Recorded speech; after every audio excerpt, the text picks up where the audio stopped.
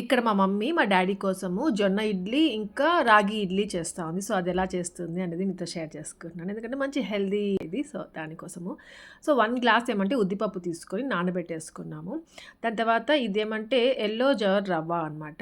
So, ఇది ఒక 1 ½ glass తీసుకుంది. రాగి ఉప్మా రవ్వ ఒక 1 ½ గ్లాస్ తీసుకుంది. ఇంకా అది కూడా 2 బౌల్స్‌లో పెట్టుకుంది. ఇంకా ఉద్దిపప్పు ఒక 4 అవర్స్ అట్లా నానబెట్టిన తర్వాత మిక్సీకి వేసేసుకొని, ఇంకా ఈ 2 సెపరేట్ బౌల్స్‌లో ఉన్నాయి కదా! మనం రవ్వ ఏసుకొని, రవ్వ అంటే రాగి పిండి రవ్వ, ఇంకొచ్చేసి జోవర్ రవ్వ ఏసుకొని, సో, దాంట్లో ఈక్వల్ క్వాంటిటీ ఉద్దిపప్పు గూడా కలిపి పెట్టేసింది.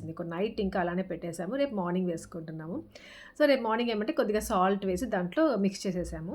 దాని తర్వాత నార్మల్‌గా మనం ఇడ్లీ ఎలా పోసుకుంటామో అట్లే జస్ట్ ఆ ప్లేట్‌కి కొద్దిగా ఆయిల్ అలా స్ప్రెడ్ చేసి ఇడ్లీ పిండి వేసేసాము. ఇంకా అంతే ఒక 15 మినిట్స్ అలా పెట్టేస్తే వేడి వేడి ఇడ్లీ రెడీ అయిపోతుంది. సో, యమ్మీ బ్రేక్‌ఫాస్ట్ అనమాట. హెల్తీ బ్రేక్‌ఫాస్ట్ కూడా. మీకు నచ్చితే మాత్రం ట్రై చేయడం మర్చిపోవద్దు.